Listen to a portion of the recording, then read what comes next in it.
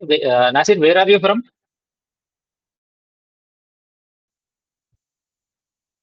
So, Bangalore, Karnataka. Bangalore. Oh, what do you do? I'm actually a lecturer. Ah, okay. So, Okay, are and you just recently I finished my PhD, but linear system with respect to linear system. ah, So now I just want to grade up still to non-linear. So we have just used Mathematica. So I want to even okay? get to use MATLAB. That's the reason. When I was just googling etc., then no, I came to know about this course. So it will be very Ah, handy also for my uh, future yeah, work also. research. That's it, sir. Thank you. Which department? I mean, like, which Mathematics, stream? Oh, math. Nice. fluid dynamics. Oh, okay. Nice. Okay. So, good evening. Last week, in the week 7, module 7, so we have seen about uh, this topic of solving ordinary differential equations. So basically, initial value problems. Uh, I think last week we discussed about nonlinear equations and s- solving nonlinear equations, I guess. Yeah. So this week we are going to learn about. Last week I think we discussed about numerical integration, trapezoidal rule, uh,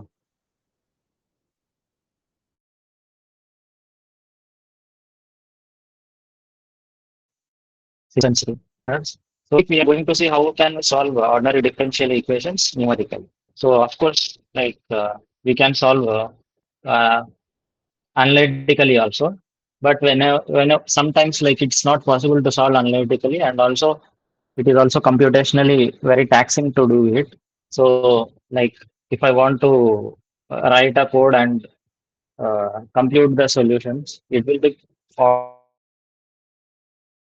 always very numerical methods. So that's why we are going to learn about this. So so the first thing, first in the first module, the in this module 7, first lecture, we learned about uh, Euler's methods. So so this is the uh, uh, uh, introduction to ordinary differential equation. So this is a simple ordinary differential equation. So you have dy by dt is equals to f of t comma y. So f of t comma y can be any any function in uh, any function of t and y.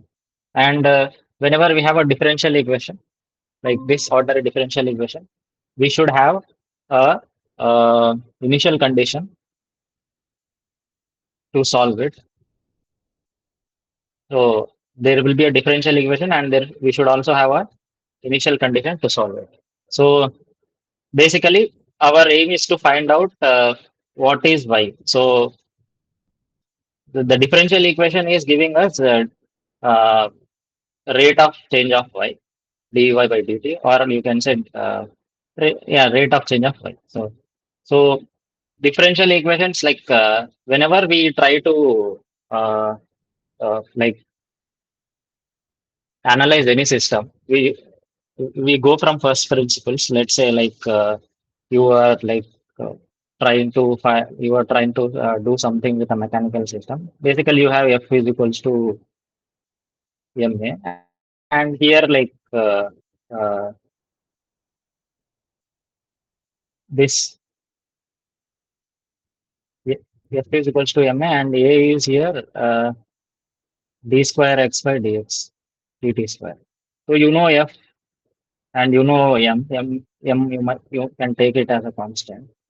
From this, like let's say you have a body here, you have a body of mass m, some body of mass m, and you are applying a force of let's say some f newtons or kilonewtons, and you want to find out the displacement of this body.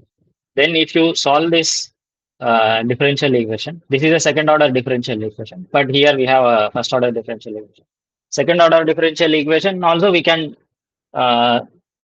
like there are methods like which by which we can convert the second order differential equation to a first order differential equation, and we can solve it. So the simplest thing, if I want to find out the solution of this ordinary differential equation is like I have to integrate it. So when I integrate it, let's say I have uh, dy by dt is equals to f of t comma y, right?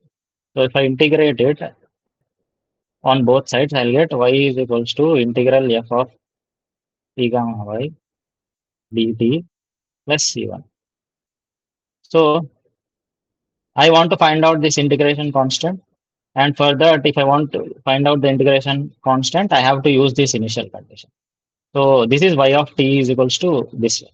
So I substitute y of t naught is equals to y naught here. And wherever t is there, I'll substitute t naught and I'll get the value of c1. And then I have basically found out the value of y of t is equals to something you will get. That is your solution. This is the analytical solution of it. But lot of times, as we have seen, like we might not be able to do these integrations, and analytically solution is not possible. Then we go for numerical techniques like this, like the Euler's method, and whatever the other techniques are there that we will see. So this is a simple graph, like showing the uh, variation of y with respect to t. But we don't know this variation of, we don't know this. We have to find out this. We only know this slope of t comma y at each and like at different points. We know these slopes. From this slope, rate of change of y, we have to find out the value of y. So that is our goal. So this is like, this is the definition of differentiation. We might have learned this in 11th, 12th grade. So, which is limits h tends to 0 via I plus 1 minus y of I by h. So, is equals to f of t comma y. So, if I send this to the, like, if I take out this limit, and if I send this h to the right hand side and do this, we'll get yi plus 1 is equals to yi plus h into f of t comma y. So this we can also write it as s I t comma y. But yeah, in while doing this Rangikutta methods, we write it as s of I t comma y, s I t comma y. So this is an example. So we have seen this example in the class. So this is our differential equation. This is nothing but y dash is nothing but dy by dt minus 2t. So here we can write y dash as, like dy by dt as y dash, and also sometimes whenever the differentiation is like with respect to time, we write it as also dot. So we can also write it as y dot. So depends on this, depends on whatever you have.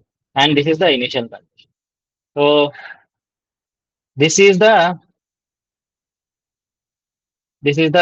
analytical solution of it. Like if I integrate it and substitute the initial condition, I'll get this solution. This is the analytical solution. Now I want to find out this the same solution using the Euler's explicit method. So now why are we saying this as the Euler's explicit method? This is the explicit method because here I have whenever I am taking here, I take basically we take 2 points. The first point is yi, and the second point is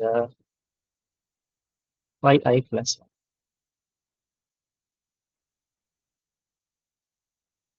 So, and the distance between these 2 points, you can say this is like h, like this is very small. Now, I want to find out the slope at like this line, the slope line, the red line is basically will basically join these 2 points. Okay, and say we have to this has to join 2 points. But here it's like the interval h is like large, so it's not, it cannot be seen. But if as h goes like very small, you can approximate it like as it is going low.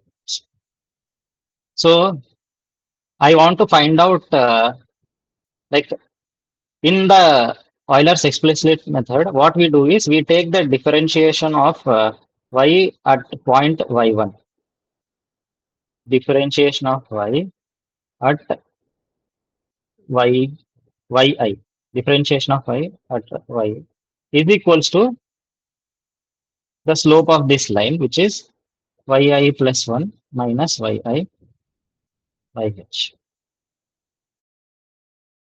Okay. So, or you can write it as f of ti comma yi. This is nothing but f of ti comma yi is equals to yi plus 1 minus yi by h. And now if I simplify it, I'll get this formula. So this is the Euler's explicit. Okay. This is how we get Euler's explicit method, the formula for Euler's explicit method. Now let's say I don't want to take the differentiation of yi. I will take the differentiation of y at point I plus 1. Then if I do this, dy by dt is equals to yi plus 1 is equals to yi plus 1. Again, the slope will be same because we are assuming that these 2 points are joined by a straight line. So the straight line has same slope. If I take at this point, if I take at this point, the slope will be same. And if I divide it, and this is nothing but f of ti plus 1, comma, f of yi plus 1 is equals to yi plus 1 minus yi by. And if I do this like rearrange, and I'll get the Euler's explicit formula. So this is Euler's explicit. Sorry, Euler's implicit formula. This is the Euler's implicit. So here you can see that if I want to find out yi plus 1, here also there are terms which have yi plus 1. So I cannot directly solve it like simply like here. I can directly solve it. Here there are no terms of yi plus 1 on the right hand side as in the explicit method. In the implicit method, we have terms of yi plus 1 on the right hand side. So we have to like basically solve solve a equation here, which can be nonlinear. Like most of the times, which it can be a nonlinear system. Like we basically use f solve to solve. Like f solve you can use to solve a linear equation and a nonlinear equation also. So we use f solve and we find out the value of y plus 1. So the thing with Euler's explicit method is like as you increase the step size,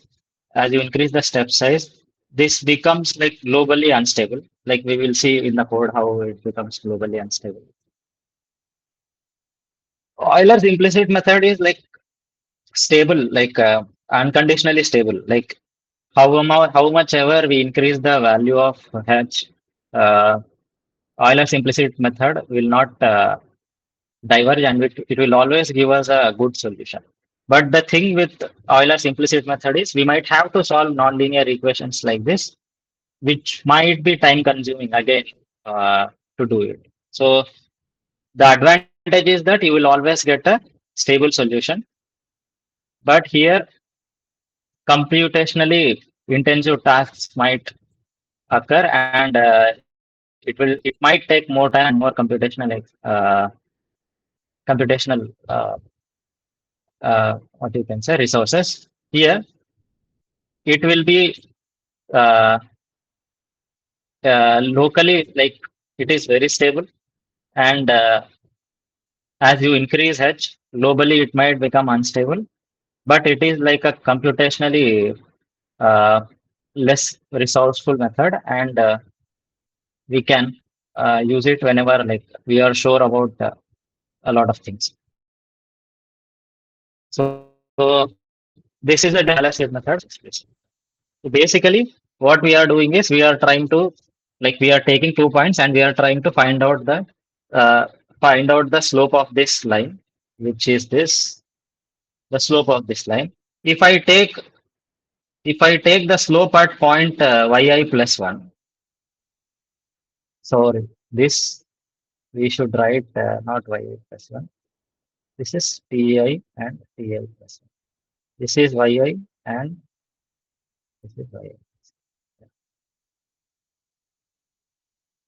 So if I take the slope at this point ti plus 1, I get the Euler's implicit method, Euler's explicit method.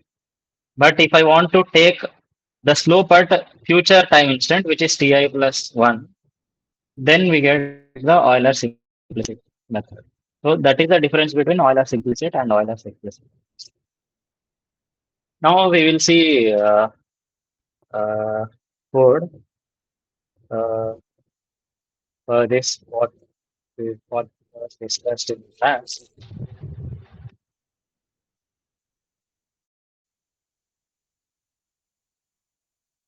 Uh, let's share the screen.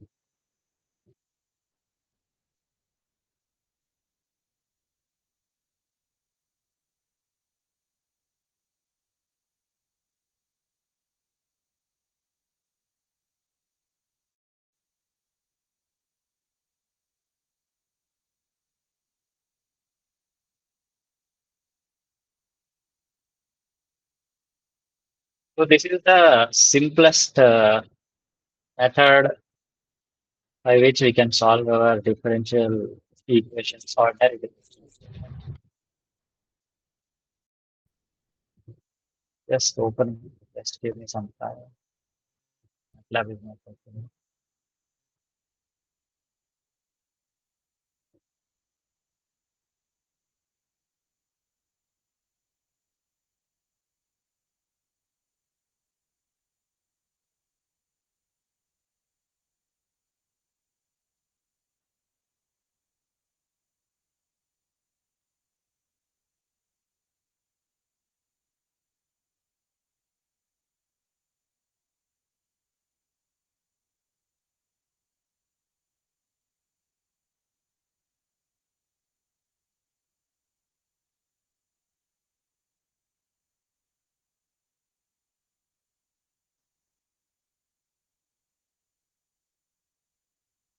Taking so much time.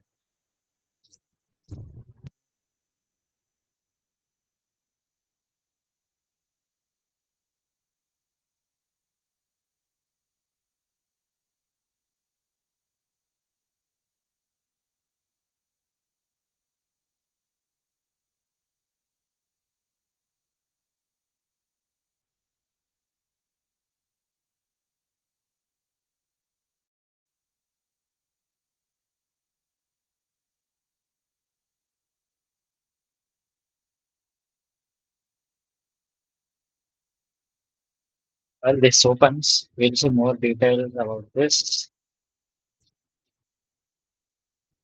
MATLAB is taking a bit of time. So here, here what we do is, like, in Euler's implicit method, to find out the solution.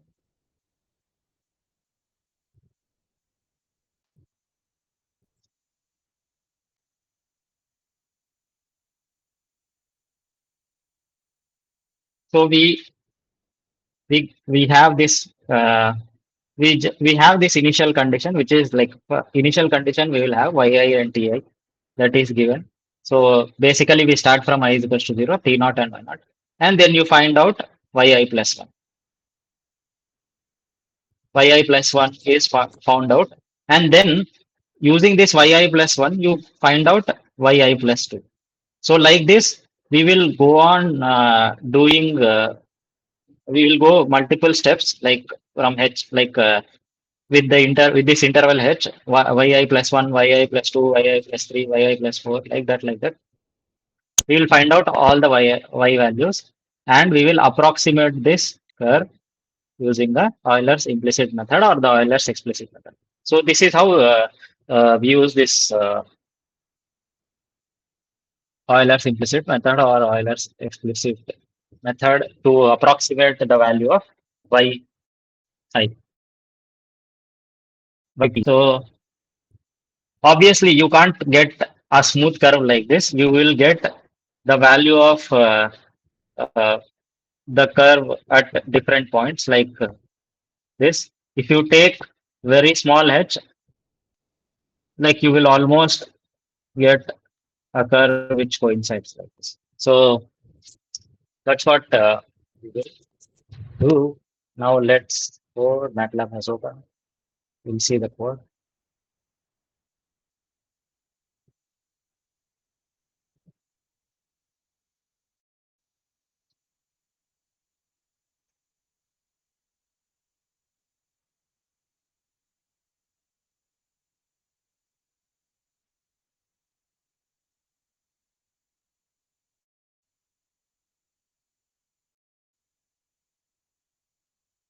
Week 7.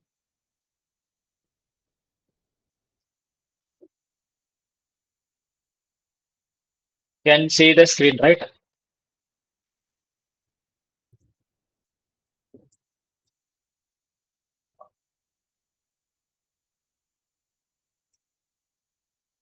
Please, someone let me know in the chat box if you can see the screen. Yes, sir, we can see. Okay. Okay. Screen. Yes.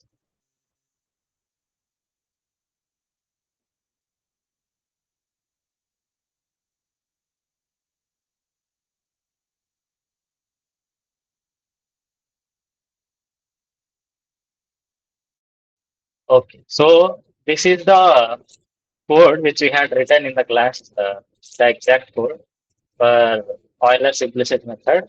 Sorry, Euler's explicit method.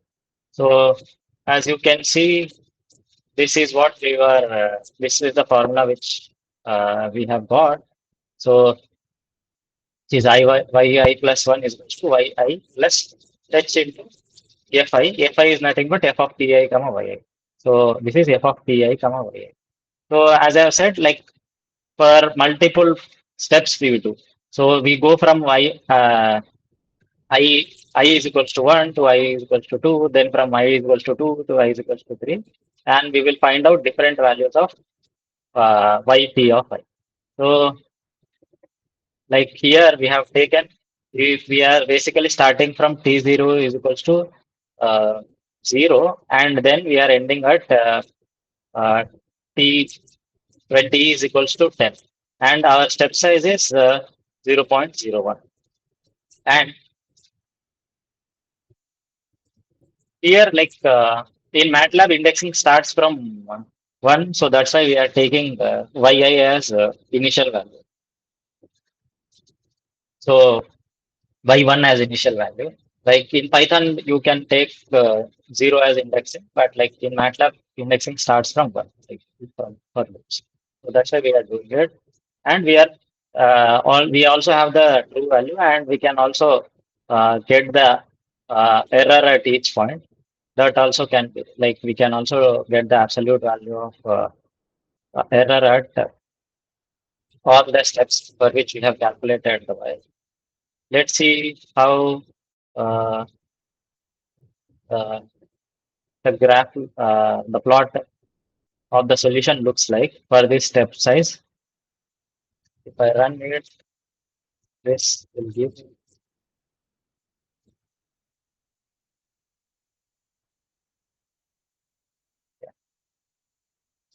taking a bit time. Yeah.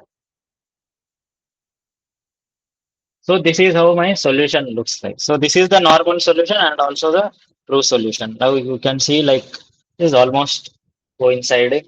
The true solution and the numerical solution are both coinciding. So the numerical solution is like the Euler's the solution which we have got using the Euler's explicit method. So both are like very near and like if I want to see the maximum error, uh, like I'll just do here. So this is the maximum error which I do. Now let's say if I take h is equals to zero point 0.1.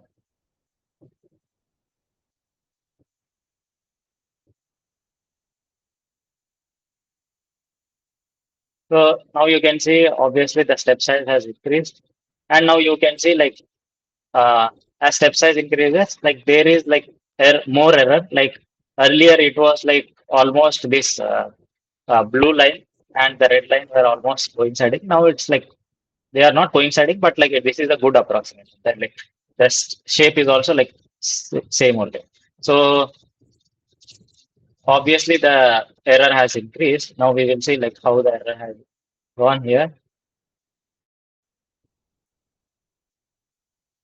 So here you can see earlier it was 0.03, now it is 0.0348. So it has increased by an order of one. Like if I have reduced uh, h by like if I have increased uh, h by an order of 10, like the error will also get increased by an order of 10. So earlier, I think what was earlier? Earlier it was the 0.003. Now it's error also increased by a factor of 10. So now let's say if I take h is equals to some point 0.6. If I take h is equals to 0.6 and if I do this, okay, I have to take even here. Yeah. If I take h is equals to 0.5, now you can see like this is like getting even worse, but you can see like fine, like uh, it's approximating well, but it's not like a good approximation. Now, if I further increase, let's say if I take the 0.75, let's say equals to 0.75. Okay, this is also not taking. I take 0.5. So I'll take h is equals to 1.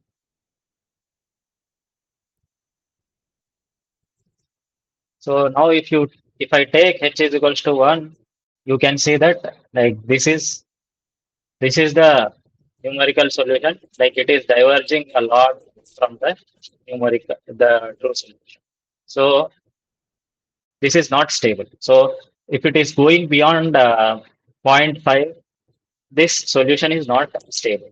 So that's why the Euler's explicit method is globally unstable. So that's what the problem occurs in this implicit method.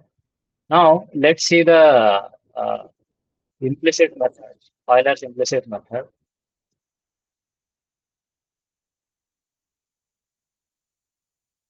Euler's implicit method, like let's say the same thing, like if I initially take 0.1, like basically if I stop this, I don't want to take error at each and every point. And max of error 0.02. And my plot is also like this. You can see like, yeah, it's approximating well. If I take 0.5, h is equals to 0.5, let's see how it will do.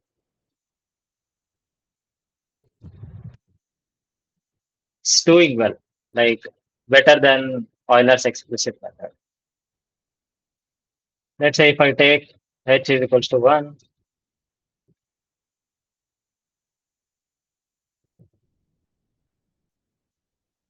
So where H is equals to 1 also, it is stable, like it is not diverging. So you can see that the true solution and numerical solution are like uh, not diverging from each other.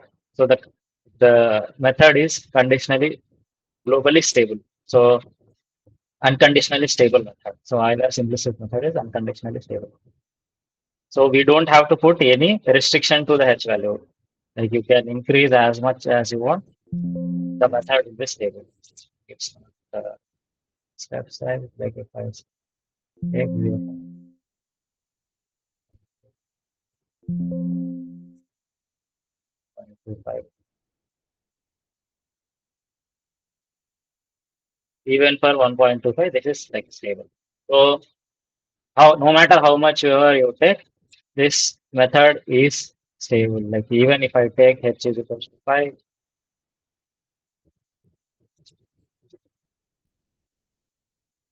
H is equals to 5, you can see that this is stable.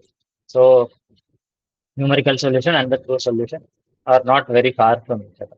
So the Euler's implicit method is like globally stable, and there like we don't have to take any conditions on the value. So that's what the discussion about Euler's implicit method and the Euler's explicit method was.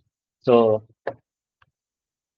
like it's advantageous to use the Euler's implicit method if you want unconditionally stable thing, but it will take time to do things. Like here, MATLAB is like solving instantly because this is a simple thing. But if you have some complex differential equations, then Euler's implicit method will take a lot of time compared to the Euler's explicit. Yeah.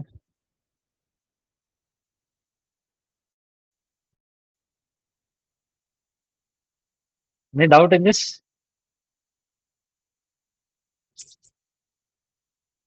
You have any questions with respect to the Euler's implicit method or explicit method? You can ask. Otherwise, we will see about this. Excuse me, sir. Yeah. Yeah. Nasu. Sir, I think when we are taking this method, Hmm. we are taking column wise. If you just see the The initialization of code. y, yeah, in the Yeah. code, just go to code Yeah. one. Sorry, I'll sir. just Let me share the reshare screen, this. sir. Yeah. Yeah.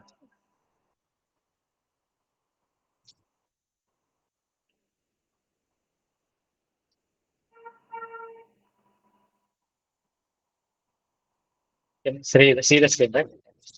Yes, I can for a while. Yeah. Yeah. Hmm. Yes, sir, this one T.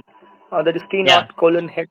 Uh, Yeah. why it is always a column vector? Why can't be it row? Similarly, y also it is a column vector. Is there any Yeah. such condition that it should be always a column vector? Can't it be a row vector? No, you can take a row vector also, but this is generally a convention. Like convention is like something we blindly follow. Like a lot of people, like whenever we do, like if we have a vector, it means like we are taking a column vector. That is a convention. So whenever we write Okay. a vector, like we write it as a column vector only. So like even if you take like this, uh, let's say if you take something like this also, I think you will get a solution. No, there is no problem. Like even now this solves. Instead of a column vector, if you take a row vector also, it solves. It's not a problem. Same graph, no? Yeah, it's same. Like if we take this, I have taken H, right? So I'll take 0.1.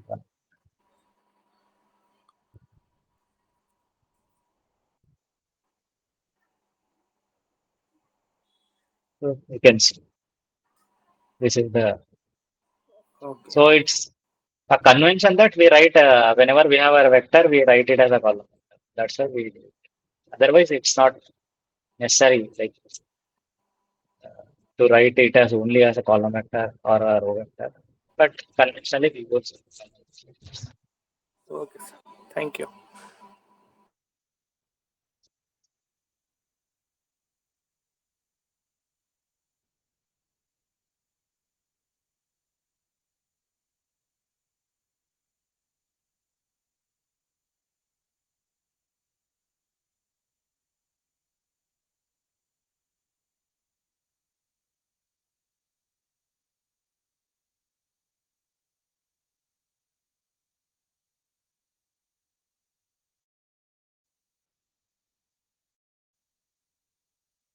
so. This was our discussion about Euler's implicit method and the Euler's explicit methods.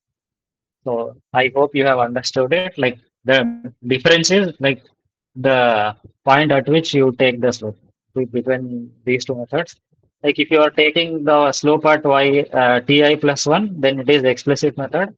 And if you are taking the slope at ti plus, sorry, ti plus 1 in the like in the future, when I say future, it is like the forward step. When you are taking the slope of the curve at the point ti plus 1, then we get the Euler's implicit. So that's the difference.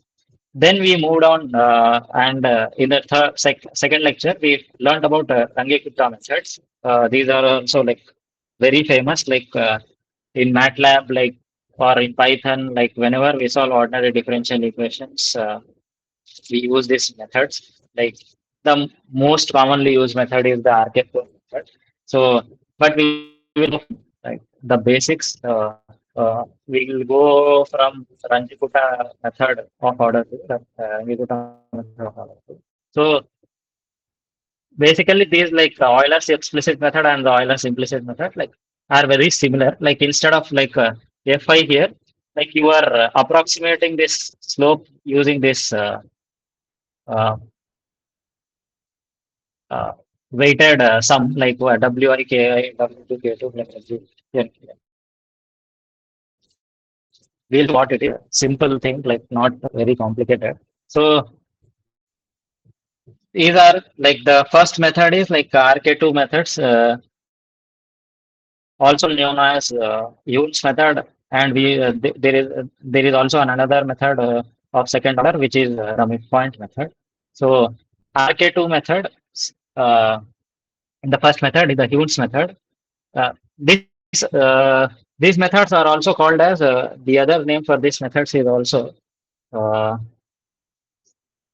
basically like this was not part like it was not told to you in the course, but I am just letting you.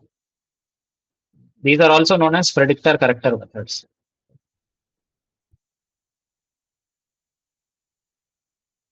So why is that? We'll see. Like why this name predictor corrector is coming. We will see. Now, uh, so this is let's say I'll just plot this graph again. We had this graph, right? This was our graph, something like this. This was Y and this was T. And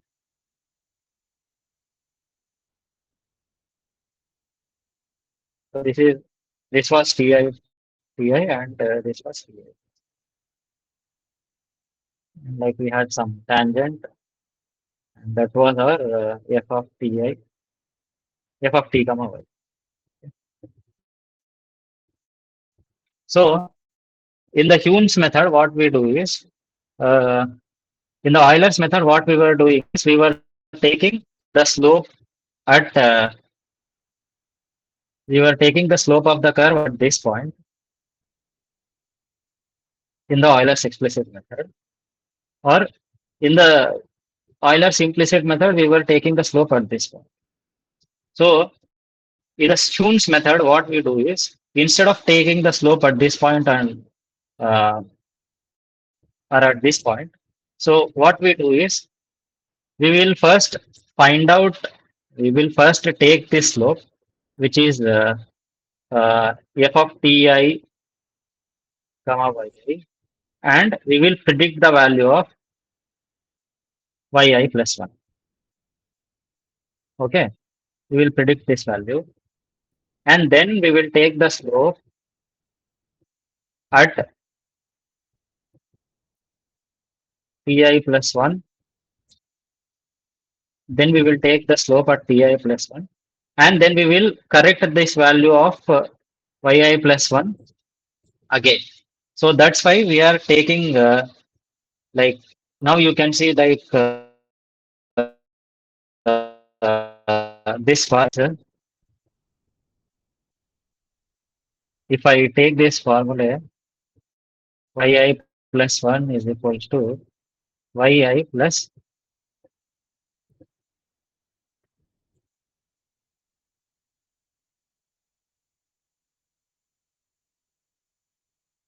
h by 2 into k plus, sorry, k1 plus k2. So here we have this, right? So here we have k1 is equals to f of ti comma yi. So if you substitute k1 is equals to f of ti comma yi, and if you just like uh, take, let's say, uh,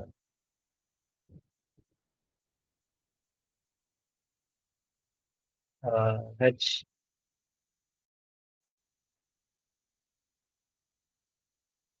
I plus 1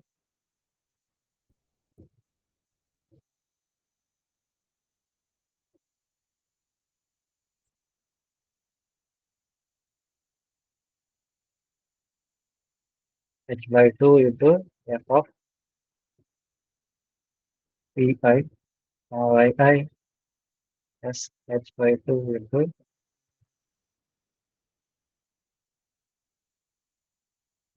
right, f of pi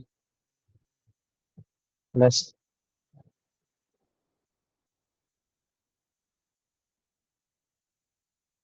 f of pi plus pi plus 1, or f of I plus h into k. So now you can see you are taking the slope of this point and dividing by half, and you are taking the slope at this point and dividing by half. So this is yi, this yi plus, this is yi, this yi plus h into k1 is nothing but what we did in the Euler's explicit method, right? So that is yi plus h into f of ti comma yi. So this is the Euler's explicit method which we have used. So we are taking the average slope of this point and this point, and we are trying to correct the value of yi plus 1.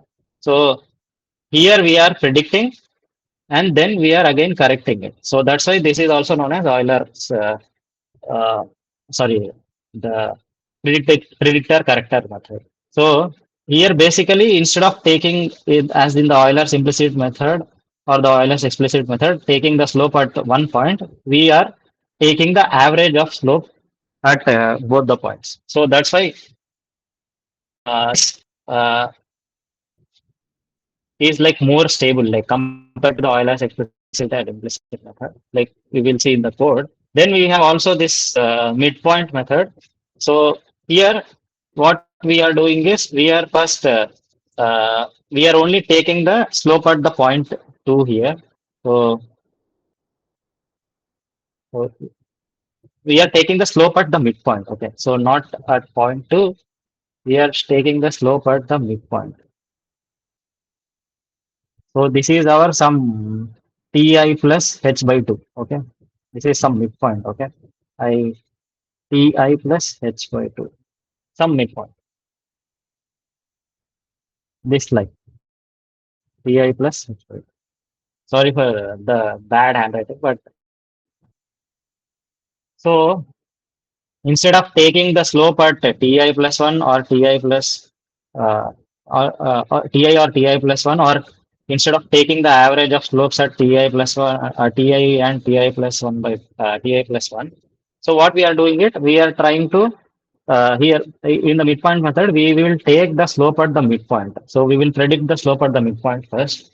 So first we will, as I have said, first we will always try to take the slope at the first point, and then we will use uh, uh, this to find out like uh, this is the predictor step here again. So yi plus h into k1 by 2. So we are predicting the value of yi at or y of, like you can say, y of t plus h by 2. This is predicting the value at midpoint. And we are going to get the slope of this line at the midpoint, and we will use it to predict the value of yi plus 1. So that's why this is known as the midpoint method. So these are the two RK2 methods which we see. So I think the method is clear. Like I have explained it clearly. Like this is also known as predictor corrector method. Here we are taking averages. Here we are taking the average slope at point 1 and point 2. Here we are taking the slope only at midpoint to get the value of yi plus. So that is the difference between Hume's midpoint method. These are second order calculations. So like this formula you can see, like this is like h into si, right? So here you can see that wi is here 1 by 2 1 by 2, like w1 and w2. So in the second order uh, RK2 methods, like we have this both these two terms, like up to this we can have. So here in the Tunes method, w1 and w2 are 1 by 2 1 by 2. In the midpoint method, w is not there, only w2 is there, and w2 is equals to 1. So that's how like this generalized form which we have given. Now let's see the code.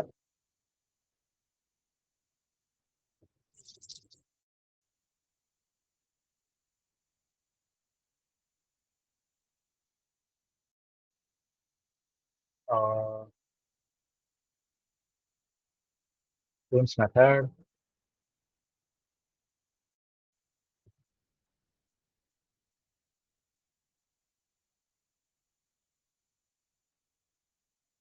See the screen, right?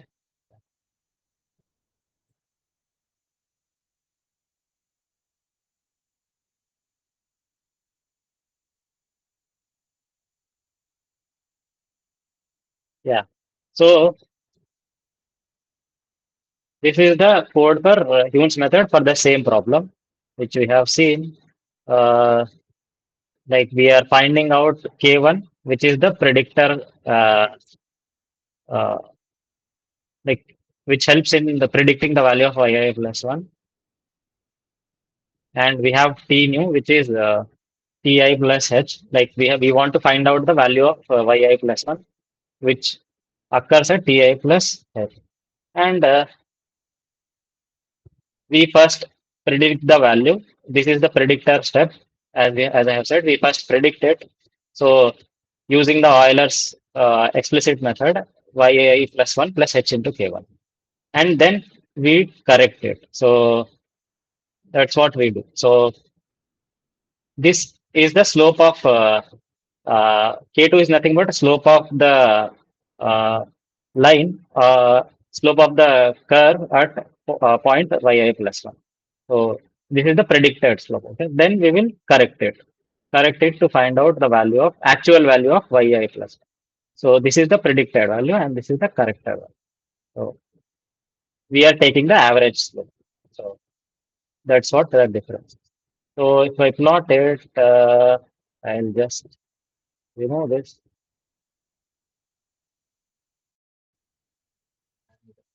I take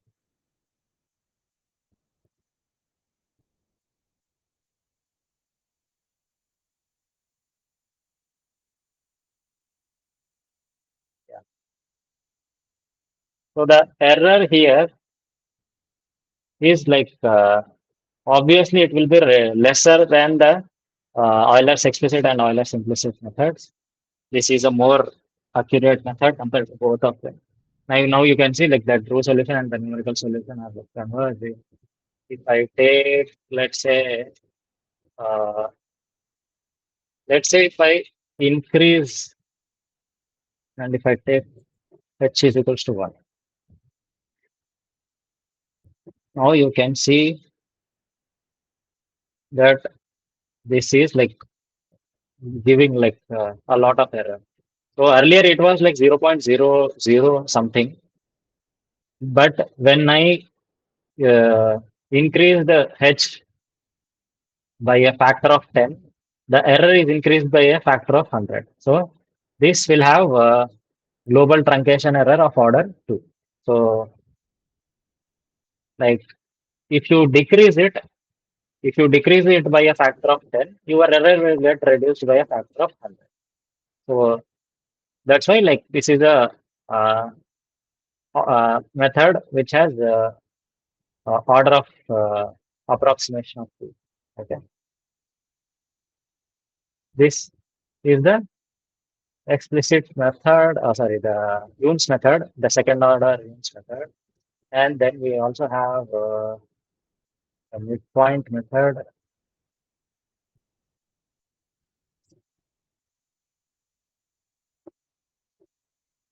Same thing, like here we are trying to find out uh, the value of yi plus 1. We know the value of yi, which is the initial step. First, using the initial condition, we find out the value of yi plus 1, and then we find out the value of yi plus 2, and so on, up to whatever you have the time vector. Like then here, what we do is we find out the slope of uh, slope or like the value of f of t comma y at ti comma yi, and then we try to predict the value of y at the midpoint, and then we will get the value of slope at the midpoint, computing the slope at the midpoint, and using the slope at the midpoint we are predicting the value of yi plus 1. So this is the midpoint method, like everything is same as compared to the last thing. Last in the Hume's method we were using the average. Here we will use the slope at the midpoint. In Hume's method, we were using the uh, average of slopes at I and I plus 1.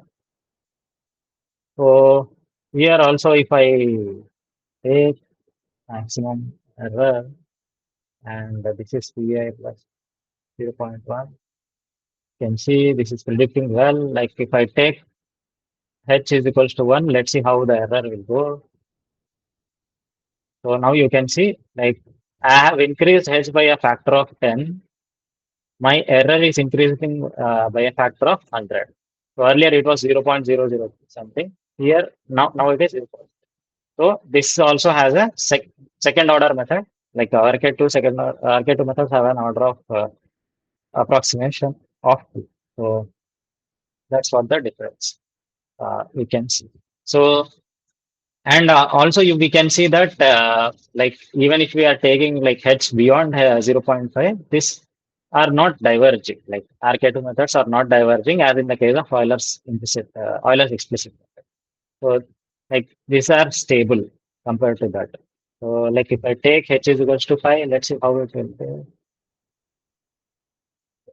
Oh, if I take h is equals to 5, like this is like diverged.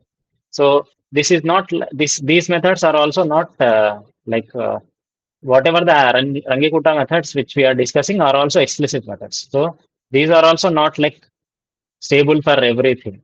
Like instead of like h is equals to 0.5, here like h is in the explicit Euler's method, minimum value of h you have to take was like 0.5. Beyond that, if you increase the step size, the condition was like the method was becoming unstable. Here, I think 2 point, let's say 2.5, I take. Yeah, even if I take like 1.25, yeah. So if I go beyond one step size beyond one, this is becoming unstable. Like so, Euler's this Ranjikuta methods are also explicit methods, and that's why like h value should be looked upon very carefully. Like you cannot keep on increasing it. So like after some value of h, like the method will become unstable. So these are not implicit methods. So that care should be taken. Like if it is an implicit method, like it might have been unconditionally stable, like the implicit Euler. Okay. Ranjikuta methods, which we are discussing, are explicit methods.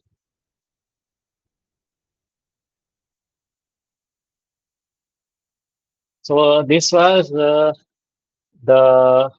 discussion on RK2 methods. Next, I think next week we have, sorry, the next like module we have gone to the OD45 algorithm. So I don't think I need to tell anything about OD45 because like this is a uh, well-known algorithm. Like you can directly start using it. Like you just should know the syntax. That's it. Like uh, I didn't need to tell you anything. Okay. So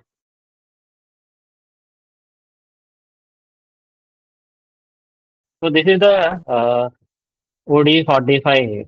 Like OD45 algorithm uses the RK4 method. Like we have seen here the RK2 method. Like in RK4 method, we have like values up to like WI, like we take up to the W4 K4. Like that's what RK4 method is. Uh, Beyond that, we ignore. Okay. So in OD45, like MATLAB's, this is a MATLAB's inbuilt method. Like you can call this function OD45 and solve it. So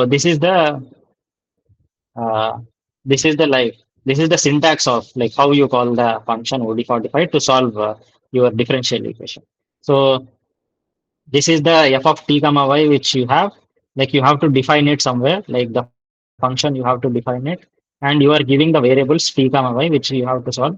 Like the care should be taken that first the independent variable should come, and then the second variable should be the dependent variable, and then we have the span of like or the values. This is the like the start and the end values. Nothing but the span of your the independent variables at which you want to find out the solution, which is nothing but y. And these are the and this is the initial condition of y. Okay. So you will get the vector of t solve and y solve here. Like you will get the vector of t solve and y solve. Here we don't give the step size h. MATLAB will automatically take some step size and solve the problem. Like uh, depending upon like because as we have discussed, like this is a explicit method, right? Like it will take an approximate value, like for which the method is stable. I don't know, like deep inside the algorithm what goes on, but it takes value of h and it will solve so that like the uh, solution is stable. And also we also have an option to we also have an option to give something called as tolerance. So tolerance is nothing but like the maximum error which you can allow, like maximum error, like whatever we were seeing in the code. Like I will give you a tolerance value, like my error should be less than this. Based on that, it will take a h value, and in OD45, what it does is like you can also have different step sizes. Okay, like from yi to yi plus 1, you can have a different h, and yi plus 1 to yi plus 2, you can have a different step size h. Like that is because let's say if you have a function like this, uh, say you have a function like this. Okay, here you can see that this function like has a sharp slope. Uh, like I'll make it even sharper. Like, I'll make it like this. Okay. So from this point, from here to here in this region, my function has a very high slope. Like if I take a high value of h,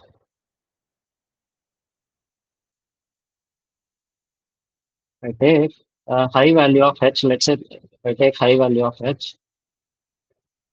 Now you can see that this tangent is not coinciding with the slope of this line. So my approximation will be wrong here. That's why here my step size should be very small. Like if I want to approximate in this region, like to get the numerical solution, in this region, my step size should be smaller. Like it should be very small. Then it will give me a better result because this is a sharp uh, it has a sharp slope at this point. Like you can say these are like if you have equations of this kind, you can say these are like stiff differential equations. Like I think next week we will discuss about it, like about more about these things. But in this region, you can see that if I take a step size of uh, this much, like it won't make a difference. Like even if I take a small, but here in this region, I can take a more uh, high step size. Like step size can be increased in this region because the slope is less. So,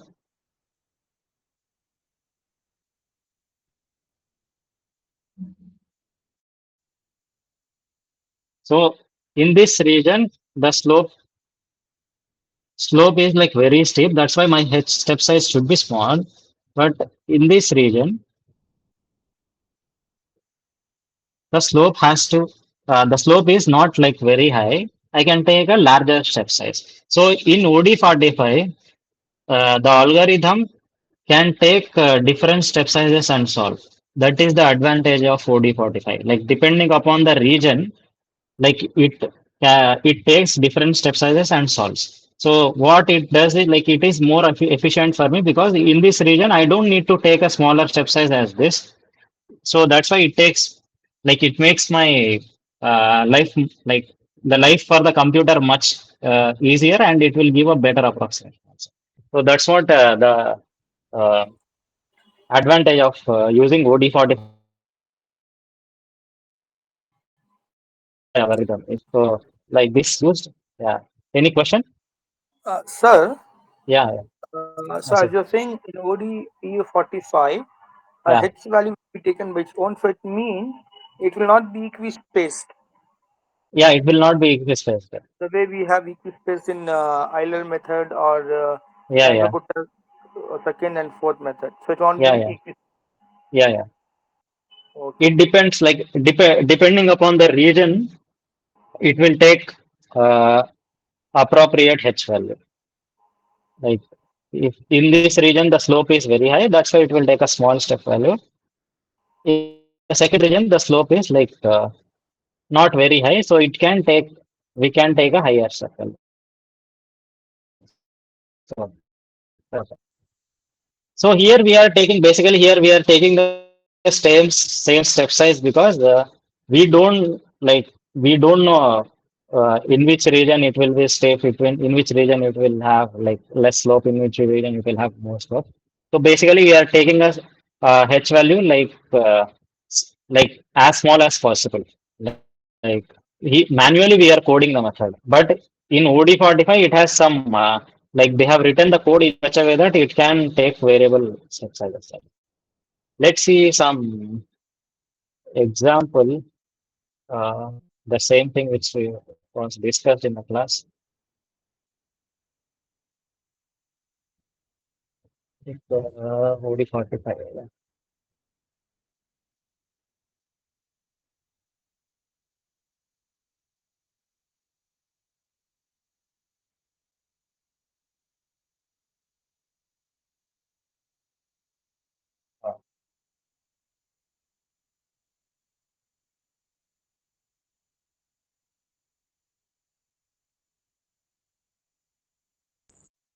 So here, basically, we have defined the function which was dc by dv is equal to 0.5 into c power 1.5, which is the plug flow reactor equation.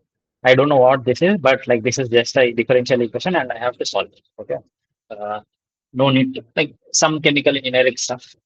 Okay, so and we have this initial conditions, which is at v0 is equal to 0, c naught is 1, and we have the uh, these are the points at which I want to find out. Okay, so these are the points at which I want to find out the values of this. Okay, and this is the v0, and this is the v span.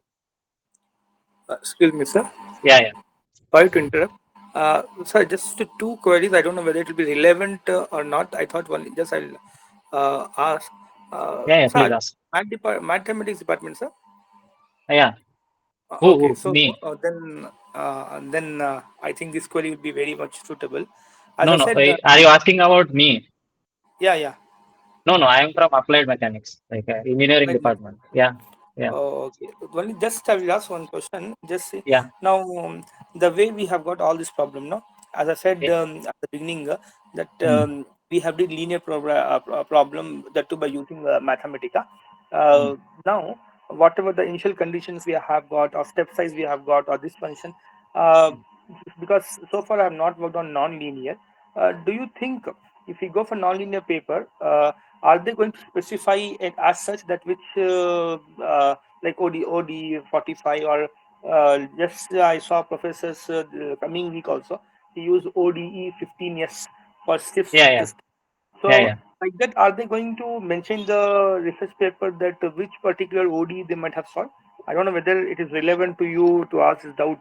No, no, no. Like we also solve this. Like so, I basically we in our lab and also me, we work on dynamical systems. Okay, so So we okay, that use means OD45 a lot. Like for is it only for OD45.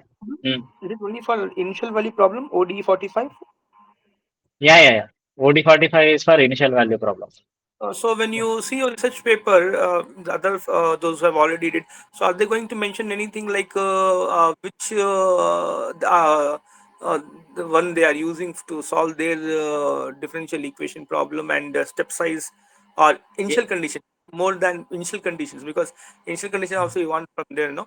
So are they going yeah, to yeah. mention such in Yeah, research paper? initial conditions they have to mention it. Otherwise, like it's impossible to give. Like nobody will understand what the solution, which like what are the solution you are getting. Initial condition they will like like they have to specify the initial condition, and also mostly they will specify what is the algorithm which they are using.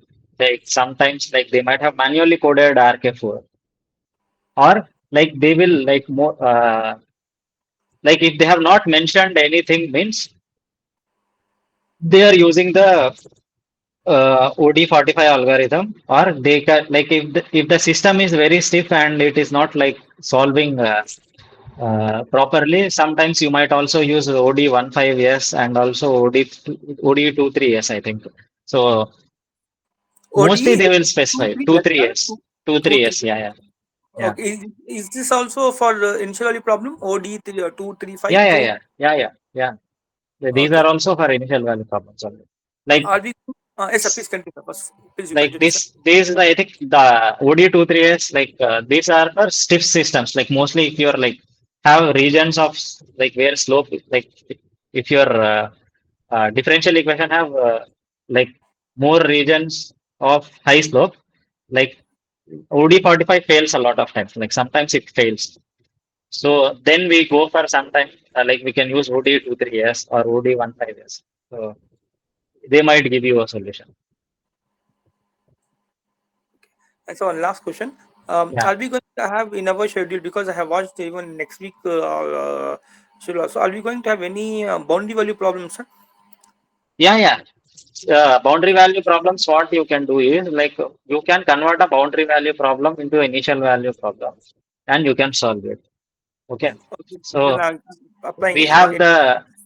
the shooting method or and some different kinds of method by using which we convert boundary value problem into an initial value problem and solve it. Okay. Yeah. Sir, one more is, are you now, for example, as you said, even you also dealing with this fluid type dynamics. Are you converting the differential equation to finite difference, or having the same, that non-linear differential equations?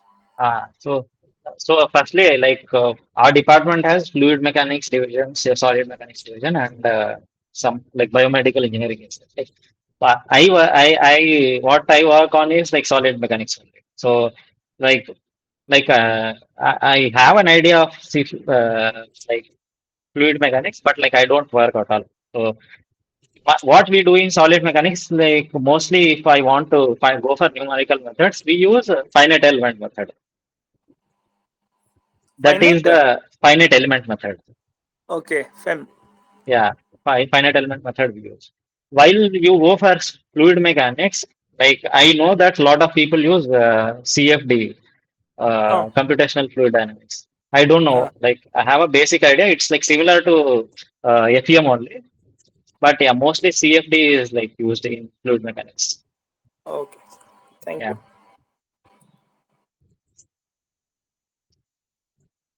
finite difference and finite volume method are like mostly used by fluid mechanics people only. Like in solid mechanics, we use finite. Fluid is a more complicated case. It's like difficult to solve also. So that's why like a lot of mathematics people like you work on fluid mechanics problems. So a lot of mathematics is involved. Like we also have a lot of mathematics involved, but like more complicated than solid. Fluid is like more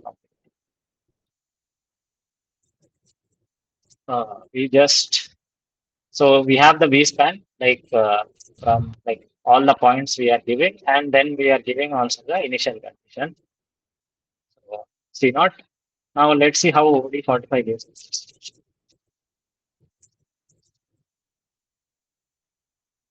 Uh, we have run, the method has run. Let's see. We solve here. We have given the values at which it has to solve. So basically 0, 1, 5, and 10. That is it is giving. Now let's say if I don't give the points, uh, I give something like this. Like starting point is uh, uh, starting point is 0 and the end point is 10. Now let's say if I solve math this do this, if I solve, now you can see that the like you can see this you can see that here from here to here and from here to here, like the step size is 0.1005 and here also 0.1005. Now you can see that from here to here the step size is changed, and from here to here also the step size is changed. So you can see the difference between step sizes, right? Like OD45 is taking different step sizes. This is nothing but t values. T values. Like you can see uh, difference between first t value and second t value, uh, and the second and third is same. Like h value is same here, but here the h value is changing. Like here, here, here. So that's what OD45 does. Like it will take h value like as appropriate so that it can give you a solution. Like you can also give tolerance, like we will see, I think in the next like module, what is tolerance and how we can give it here. So that's what like it takes variable steps. I guess. Like, that is the advantage of using ODE. Depending upon the region, it will take the steps. So now then we will go towards the uh,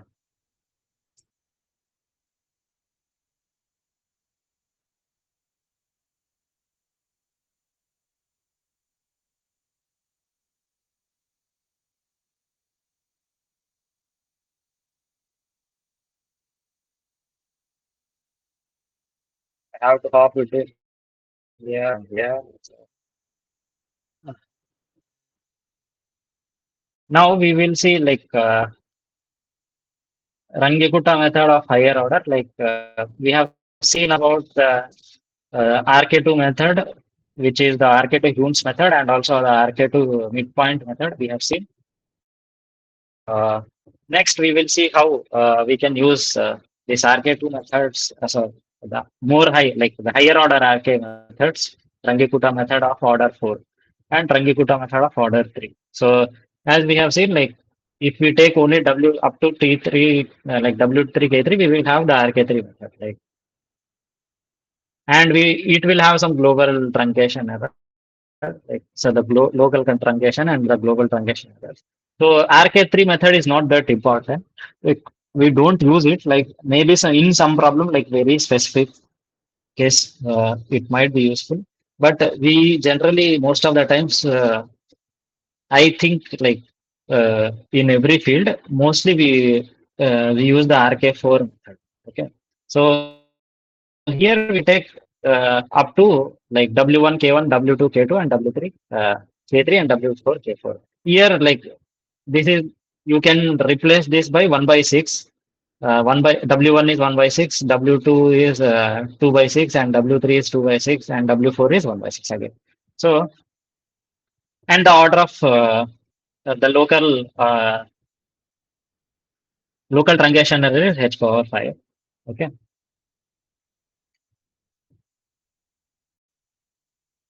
and like these are the K1, K2, and K3 values. Okay, so basically you are taking slope at point in the RK4 method.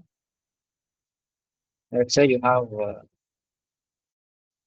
this point, this is the initial point, and this is the, sorry, this is Ti, and this is Ti plus 1, and this is Yi, and this is Yi plus 1. Okay. So what we are doing here is we are first taking this point,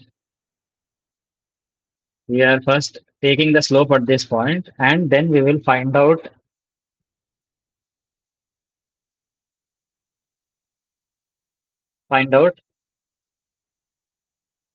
the value of slope at the midpoint. So the value of y at the midpoint. Okay, the value of y at the midpoint. This is the midpoint. Ti plus h by 2. Okay.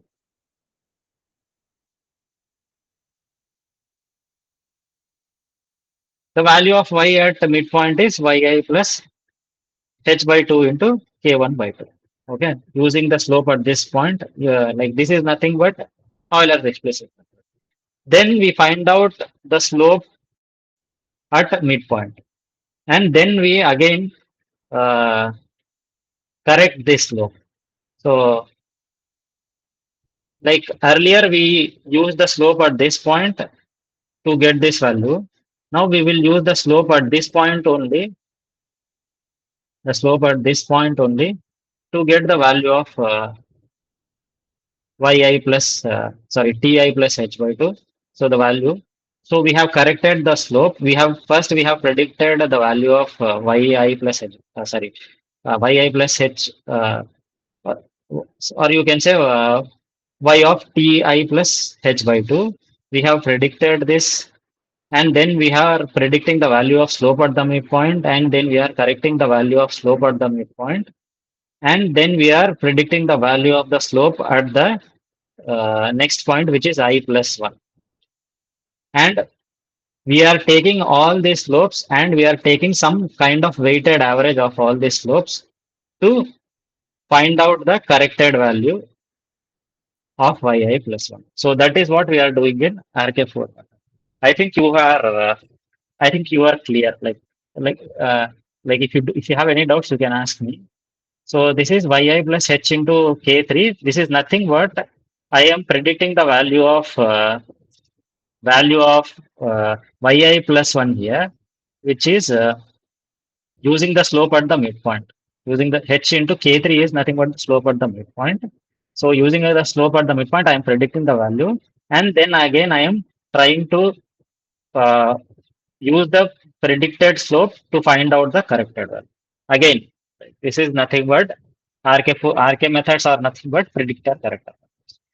And like here, to find out the corrected value, I am using the slope at ti plus 1, ti plus h by 2, and ti plus 1, all the slopes, and I am taking some kind of weighted average in which I am giving highest weights to the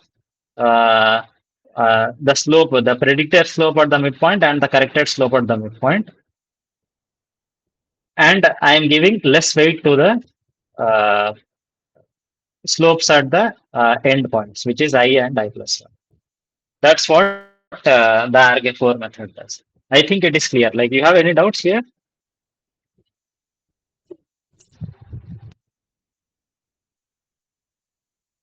Okay, if no doubts. We will see the code. Always better to write and explain. Just showing the PPT. I hope you can see the screens.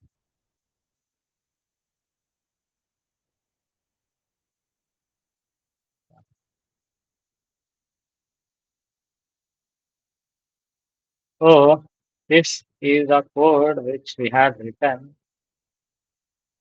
in the class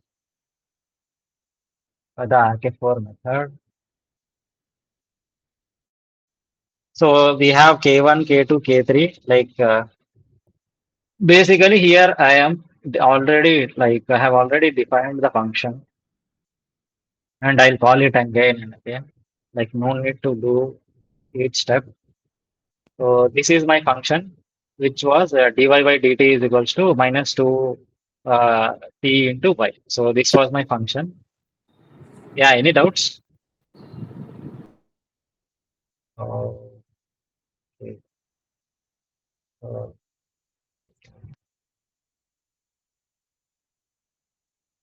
so I have to find out the value of ki, k1, k2, k3. So I'll just call the function, and I will find out the value of function at ti and yi, which is k1.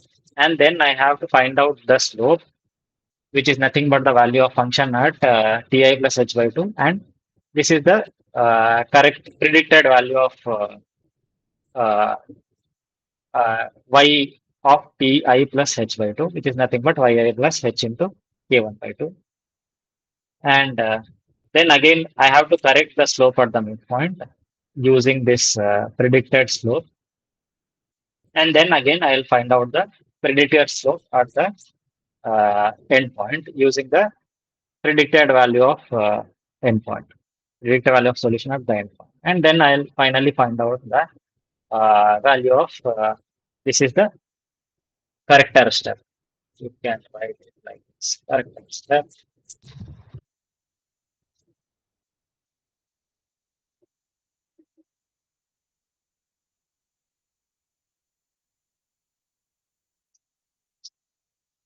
So all these are like you can say predictor steps, like slopes, whatever, like predictor steps,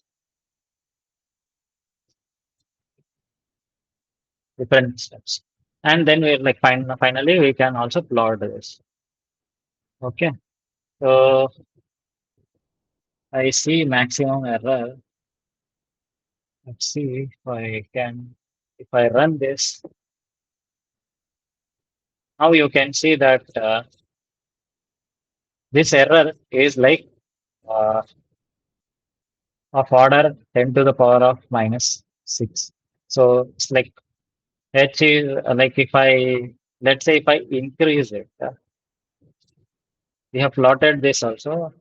So this is the numerical solution which has been plotted. True solution is not plotted here. Uh, if you want, like we can also plot the true solution. Uh, there is a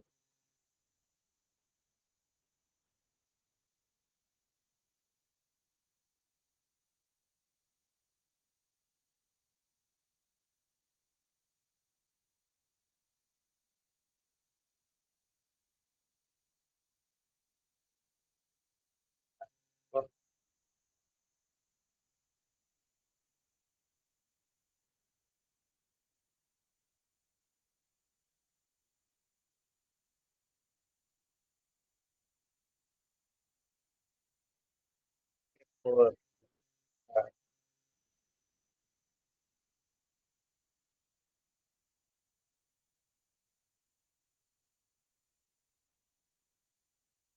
so this is the true solution and the numerical solution. Now let's say if I increase this h step size by a factor of 1,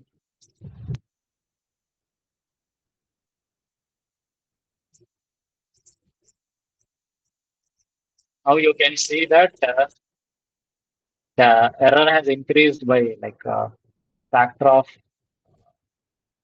from 10 to the power of minus 6 to it has jumped to 10 to the power of 4. Like, it's like error has like increased but drastically. So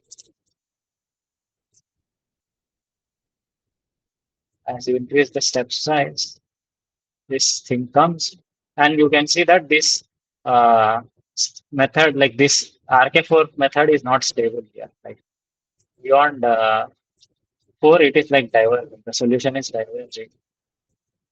Let's say if I take 0.5, which is equal to 0.5,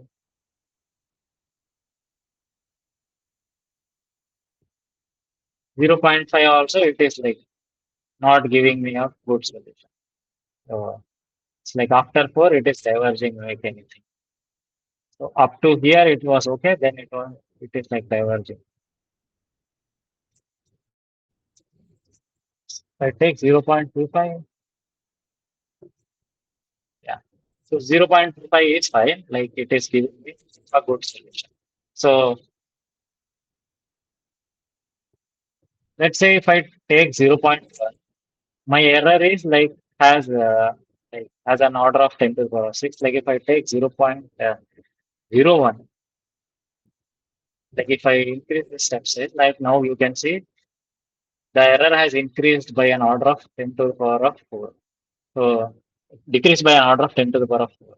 So as I increase the step size by a factor of 10, my error gets decreased by a factor of 10 to the power of 4. So in the RK2 method, it was 10 to the power of 2. Here it is like it gets reduced by an order of 4. So the global truncation error has an order of 4.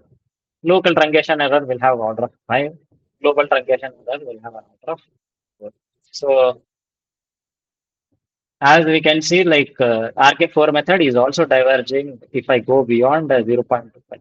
So like very sensitive method. So you have to take the step size up like appropriately. That's why we use the inbuilt OD45 algorithm to solve our differential equation because it chooses the step size appropriately, and we don't have to do that. Like we don't have to take that headache of taking the step size. So it takes the step size accordingly and it will solve the problem and it will give a solution. Sometimes, but sometimes OD45 also fails. Then you can use OD23s or OD15s inbuilt MATLAB algorithm. So let's say what OD23s, OD23s. If I say help OD23s, so solves stiff differential equations. So smells like if your like slope is like changing rapidly in lot of regions, then you can use ODE. So this also has the uh, same kind of syntax as OD45. So we can use OD23s and we can also use OD15s. There is like you can see there are a lot of other methods like OD15s, OD23T, OD23TB. I don't know what like each method has like lot of family in the family of Rangikota method. There are a lot of different methods which we can use. Let's see what is OD23TB. So solves differential equations. This also does the same thing. So like depending upon the problem, you have to use which method to use. Like uh, it's basically trial and error. Like a lot of times it is trial and error. Like if your problem is not getting solved by a particular method, you go to a different method. Like you will use OD15s, OD23s, and you will see in which case it is giving you a good solution, and you will use it. So lot of the times it is like using uh, based on the trial and error. Okay. Then we had uh, the next lecture. Uh, we went to the uh, truncation law in the last lecture. Uh, Excuse me, yeah, sir. yeah. That's it. Is it not ODE45 algorithm is based on RK4 method? Yeah. It is based on RK4. But then how come in this problem RK4 is failing, but the algorithm means ODE45 algorithm is based on RK4, but that is successful? What? I didn't understand. My question is now the Hmm. example which we have just discussed, Yeah, in yeah, which RK4 method was not getting diverged, yeah, was yeah. getting diverged, but Hmm. ODE45 was giving the solution. But Ah, ODE45 is no, based no, on no. the algorithm. We Uh, in OD here we were using the different function. Here we are using what was this? Uh, like the plug flow reactor equation which we are using. Here we were using the initial problem which we had, no, minus 2t into this was minus 2t. Okay. Now Let's say divergent like we got for which one? hmm, Now divergent we got for which one? now we got like say, beyond 0.25 if I was taking the step size here for this function OD45 was diverging. Okay. For this function, I was taking up to 1.25, I think. It was not diverging. Yeah. No, it was not diverging. Let's say, okay, we will try to take, we will solve this also using OD45. Uh, let's say, uh, we solve, I solve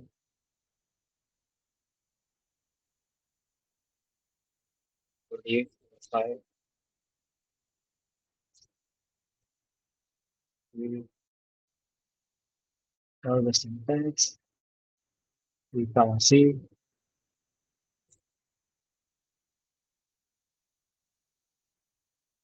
we comma right, return P comma Y on the right. Yeah. I'll call the function, I comma P comma Y, comma V span. I'll take whatever t is here, that is my t star. So here I am telling OD45 to take all the steps as I given, and this was my initial condition. Okay, now I'll tell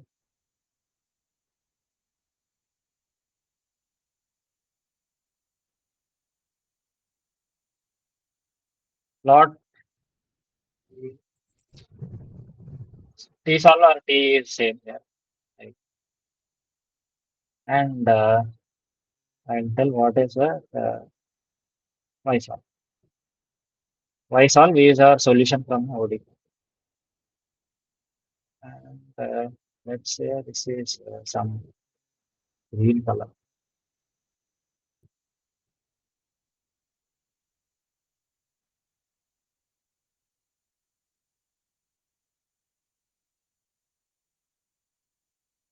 So I have to give it hold on.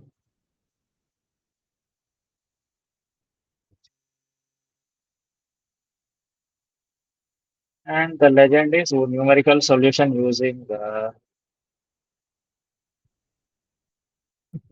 okay, for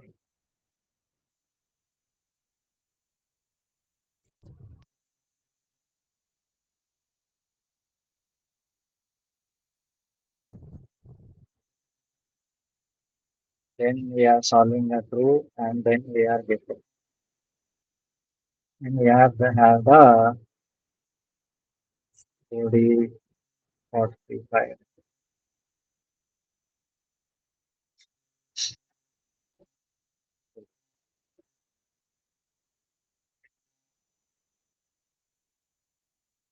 Now let's see.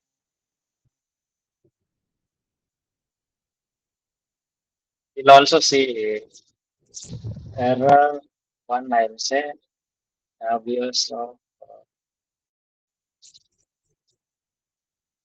I solve. I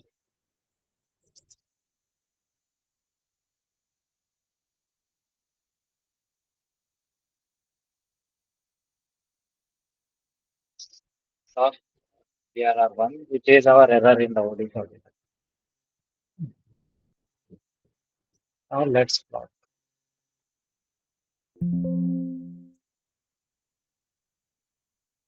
Error is there. My fun. This is function name of different wrong. Yeah. So now you can see that OD45 and RK4 we are using to solve the same problem. And we can see that like the error in RK4 method, sorry, the error in the OD45, OD45 is giving me uh, uh, more, like it is giving me more error compared to the RK4. Uh, First, first was the yeah. First we were doing it using the RK4 method, and we were OD45 was giving me OD45 is giving me more error than the RK4 method which we wrote, but it is solving. Like let's say if I do it for 0.25, right? 0.25. If I take 0.25 and if I solve like now you can see like the errors are mostly same and it is like also solving very nicely. Now let's say if I take 0.5,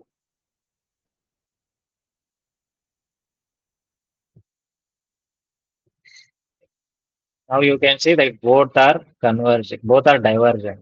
Like OD45 and RK4 have like are giving same solution. Like error is also same, maximum error is also same, and both are divergent. So like same thing, like OD45 and OD uh, uh, uh, this both the things are like uh, giving us the same solution. But here, because I am giving OD45 the points at which T has to be solved, this is the case. Now, let's say if I am, instead of doing this, if I just give the initial value and the final value, T naught and T end,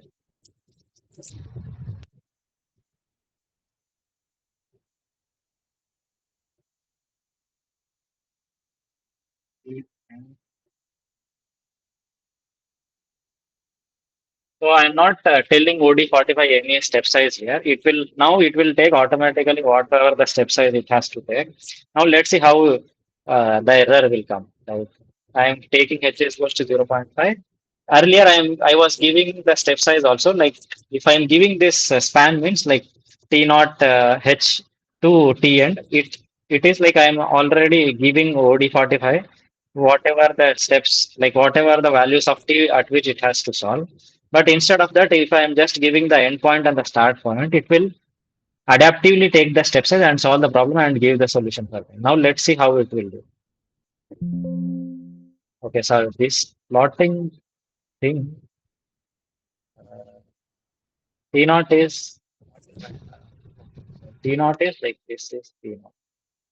This is T naught, and here I have to plot this.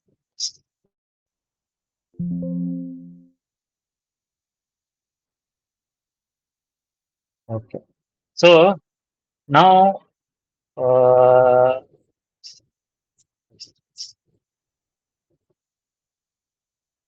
okay, why true?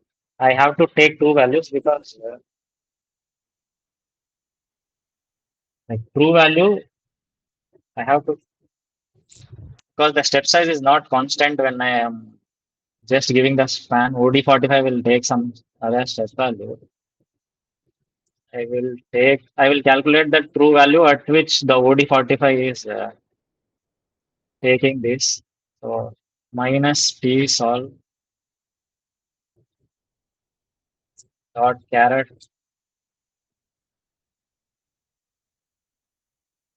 So this is Y true one. It's,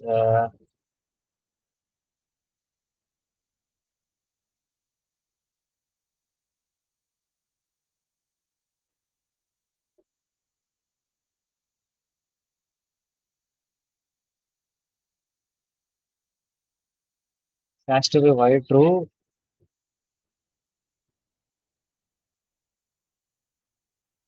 Here there was another. Okay, sorry. This has to be Y solve. Y true one and Y solve.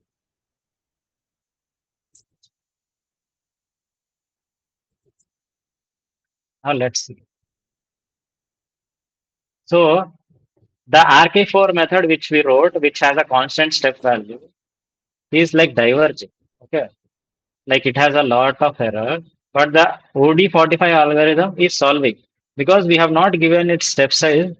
It is taking the step size automatically, some step size, and it is solving. So now you can see that the the numerical solution using RK4 is like diverging because we have given constant step size and our method is not solving. But the OD45 solution you can see is coinciding with the true solution. So it is like taking some adaptive steps and solving the problem for me. So I don't have to worry about anything. So OD45 takes the, that is the advantage of using the OD45 algorithm.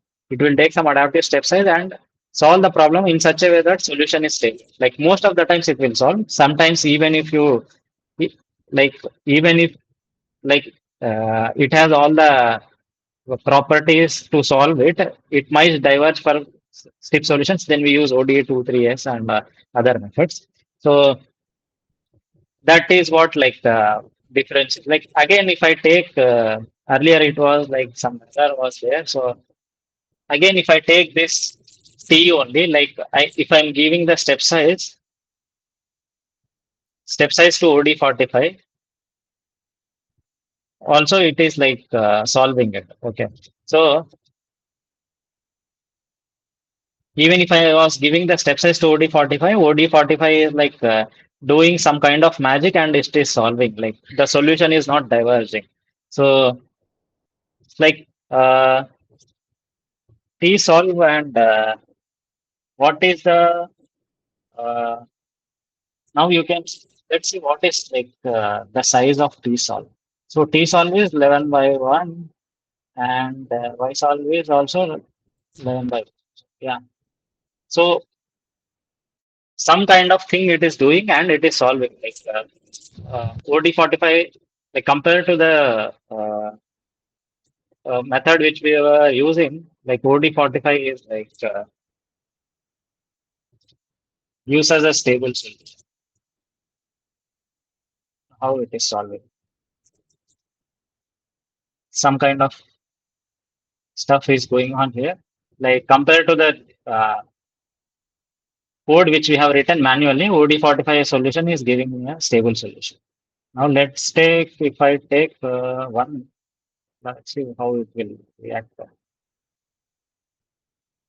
So it is like after this also it is like staying stable. So OD45 is a more stable method compared to the manual code. So the result of this thing is like OD45 is like stable compared to the code which we have written. So it's better to use OD45 if you want to solve using RK4, like because it will give you a stable solution. Like no need to worry about anything. So I think if I take 0.1, yeah. So if I take 0.1, the error in my manual method is less compared to the OD45. So, but OD45 is more stable. So that's what from the experience which we have seen here, it tells us that this thing. Okay.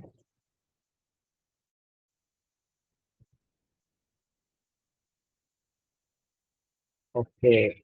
Yeah. Then uh, we have seen uh, uh, what was where is it? Yeah. In the last lecture, we saw about the errors using the different methods.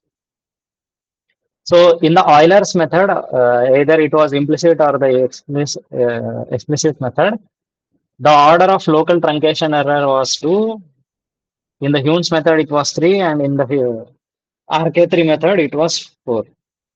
So, and in the RK5 method, it is RK4 method, it is 5. So this is the local truncation error. So local truncation is like when we just do one step. Like if when we just do one step, like if we like you are going from yi plus yi to yi plus 1, uh, like using yi, you are trying to calculate the value of yi plus 1. Uh, then the error depends upon the h value. Like if your h value is decreasing by a order of 10, then your error will decrease by a order of 4 in the RK3 method. Okay. Like when we go for the global truncation error method is like from yi, you are going from yi plus 1 to yi plus 2 to yi plus 3 to yi plus 4 to yi plus 5. Like multiple steps are there. So from going from yi to like hopping from like hopping different like doing this hopping from one step to the other like till the final step, the global truncation error will be of order of 1 in the Euler's method. Local is the order of 2. Global error is of order of 1 in the Euler's method. In the Hume's method is of order of 2, and in the RK3 and in the RK4 this is of order 3 and order 4. So GT like global truncation error is basically one order lower than the local truncation. We are seeing it here. Like here it is 2 and here it is 1, like in the Euler's method. So we will see like we had also seen the code about that. Uh, where was it? So let's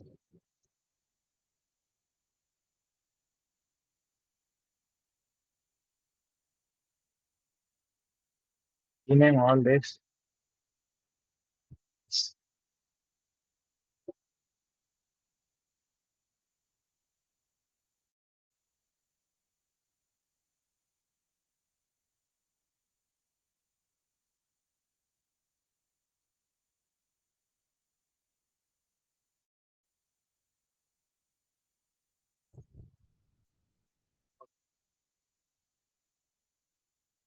Okay, so here we are comparing the different methods which we have used.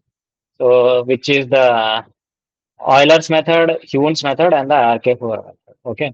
So this is the second order method. This is the first method, which was the Euler's explicit method, which we have used.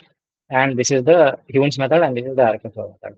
And we have like basically to get the solution, we have written these functions. Like this function will give me the final value at which like uh, like I have let's say t0, and I want to find out at the t end value.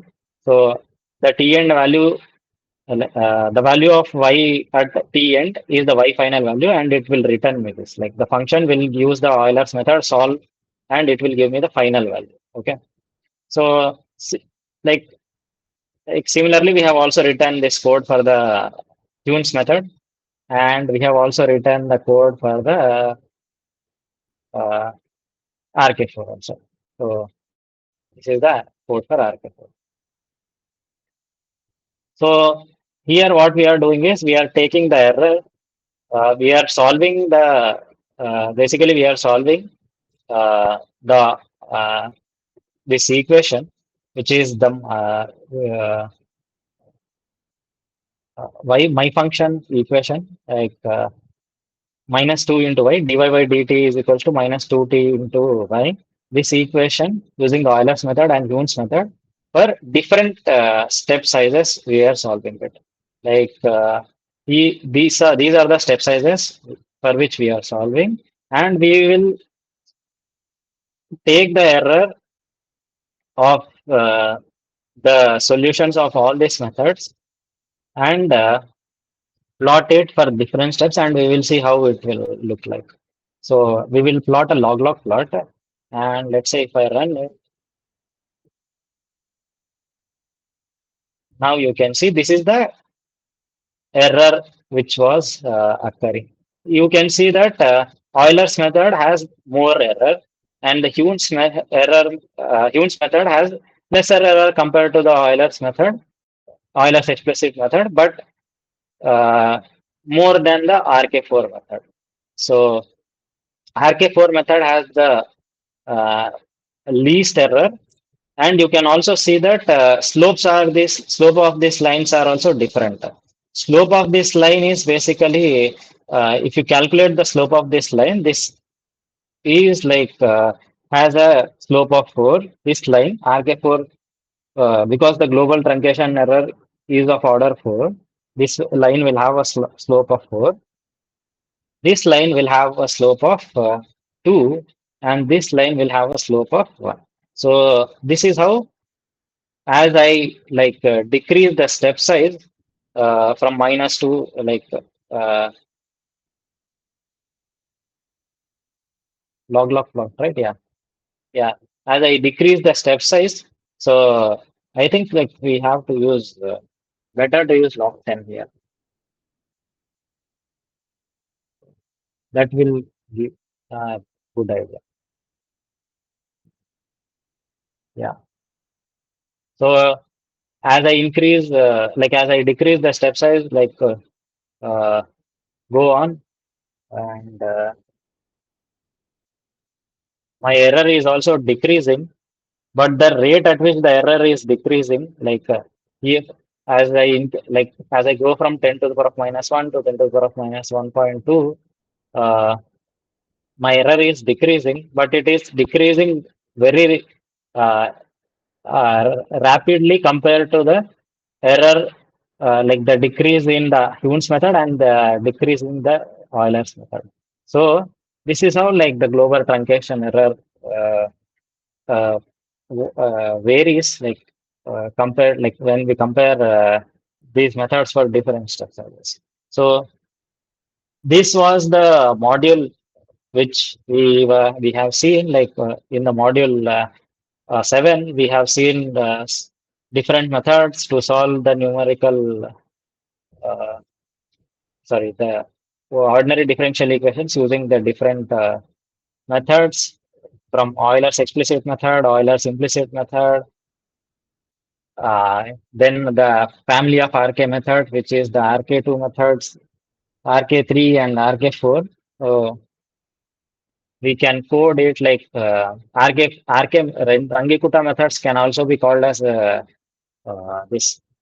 What do you call? What we call is the what we call. We also call them as the predictor corrector methods. So, and we have also seen the OD45 algorithm. How can we use it and how it is giving me as a stable solution uh, compared to the manual code which we were writing.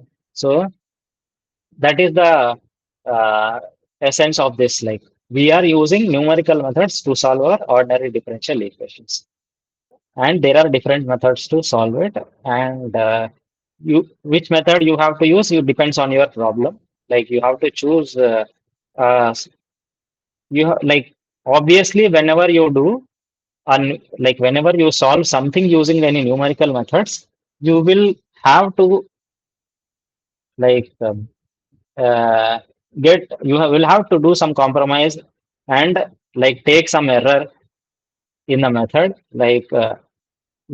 numerical methods will always have an error, and like you can reduce that error like beyond a certain point. You cannot do that. Like it will not they will not give you an exact solution, but they will give you a solution such that you can use it for your some solving some problem. And like rather than doing some analytical method which takes some which is like sometimes impossible, or it like or which sometimes is like computationally very inefficient, numerical methods give us an alternative to solve our problems by doing some kind of compromise. And that's why like we can use them. Like computational efficiency is also there, and ease of solving is also there. So that is the advantage of using the numerical methods. Like we have seen the OD. I think in the next, I think we are going to solve higher order ordinary differential equations, and I think so, like multiple variable. So let's see, like next week, what we have. Yeah, OD initial value problem, practical aspects. So multiple variable OD, stiff systems and solutions using OD15s. And okay, yeah. So different things we are solving here also. We will see. Okay. Any doubts? Yes, sir. So can you Yeah. just go back to that screen now?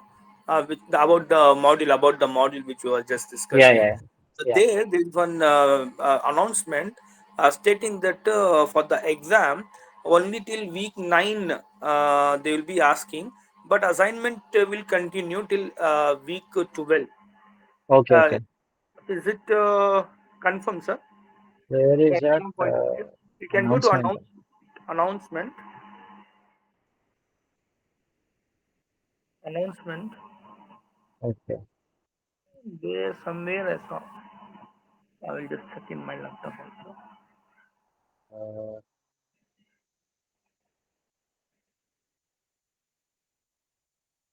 okay. Sorry, the line also open. I just forgot where it was. Yesterday when I was going through, I just saw that. Okay. Okay. Okay. So I'll just search till then. I have got next doubt. I'll also just Yeah. search here. My Yeah. next doubt, sir.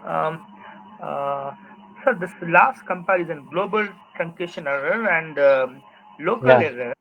Yeah. When you compare, so for Yeah. example, Euler method, when we go for error, local error, it is Mm. 2.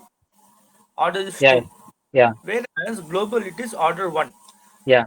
Similarly, for Hume's local is 3, but here it is 2. So the difference is 1. Is Yeah. it a Yeah. coincidence, or it is always going to be the difference will be by 1? In By RK methods, this is like the like it will always get by an order of one. Like so it so that is local to confirmed. global, it will reduce by an order of one. That is always true. Yeah. Yeah. Always. Is it only true with respect to RK4 method, or Like it is all all these any methods, all the methods? all this. Some notice four methods are there. Now, for example, some other method in assignments are gave that I Mm. got all the answers. I'm saying that in, for example, RK4 method itself, if we talk about, Mm. uh, for a while. In assignment, huh? No, no, I'm just Yeah. checking here. It came, I just saw, I forgot where I saw that. The mention is based on the previous student feedback. Sir, you please come back, sir. Sorry, you please come back to that what you were showing, no, module 8. Module You 8. please come out from, okay, you please come out from, yes. You come out from an announcement.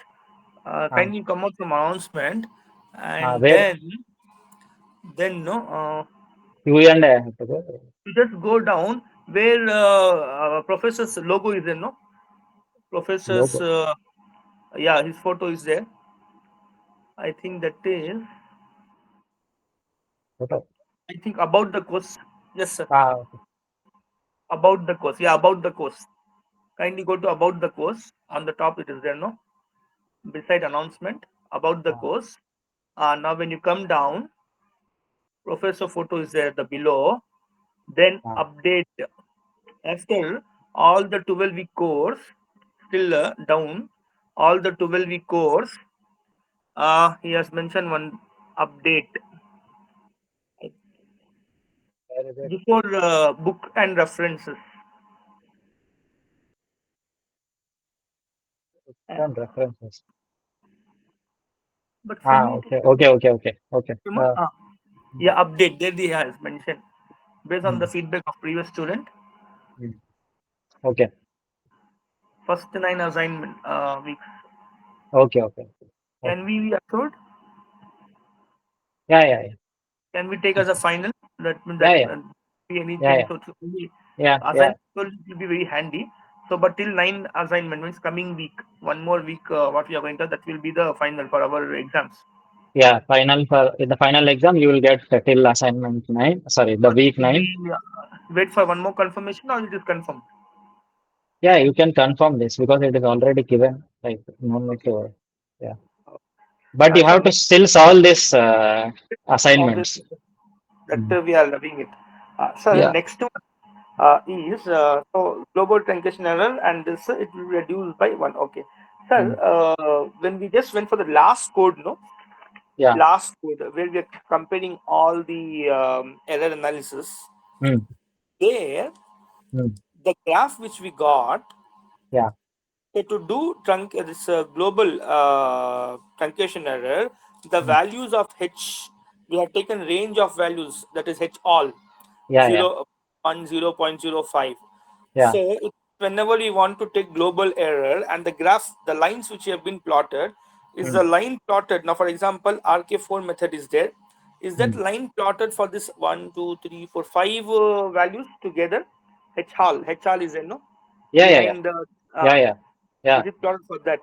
Yeah. This So is for all the values 0.1, 0.5, and 0.05. in the code they have taken only y and everywhere at the last Yeah. Y end only we y are taking. and all the function At at the this last is the line. h value at like at this h value what is the I end? At this h value what is the y end? And at this h value what is the y end? So That it means we are like if going to I'm plot taking y end, I will get the global truncation error. Okay, y and means we are taking only the last value last value. y end in each Yeah, function, in each yeah, function calling function. yeah. Is So always here the you can see this is right. the last value like yi plus 1, yi plus 2, yi plus 3. Like based on the number of steps you will have, right? Like this last value, like whatever the value of y which occurs at in the last step, that is taken here. Okay, one the last. So one that Yeah, last value will be taken for yeah, different values of x, and there we are deciding. yeah, Okay, and sir, one last question was as you were saying, no, yeah, that OD45 or OD uh, 15s uh, and 23 S. So we yeah, have to go for tail and error. Okay, yeah, now my query is this one. Now, mm, since we are dealing with the textbook problem, where yeah, we already know the analytical solution, and yeah, we are comparing the two solution graphically with the yeah, approximate, so we yeah, are able to get. Now, as a mm, research student, since you also doing research, mm, so uh, now coming to our research, we won't be having textbook problems, Yeah, and yeah, we do the exact solution. yeah, In yeah. that case, now what Mm, my query, now here comes my query. mm, OD, whichever we are using, 45 or one, mm, we are now presently in our class, we are comparing with the mm. two solutions, and Yeah, then yeah. we are to know that this is not so best, so we'll try for other. Mm. There, how are you going to compare? Means on what basis you will think that this particular method is giving the answer? Because now we don't have two solution. Yeah, yeah. So on what parameters are you going to take? So the thing is, Uh, like, even though you don't know the true solution, but you will always have an intuition about the solution which you get. Let's say, let's say I'm applying a force to a body and it is moving.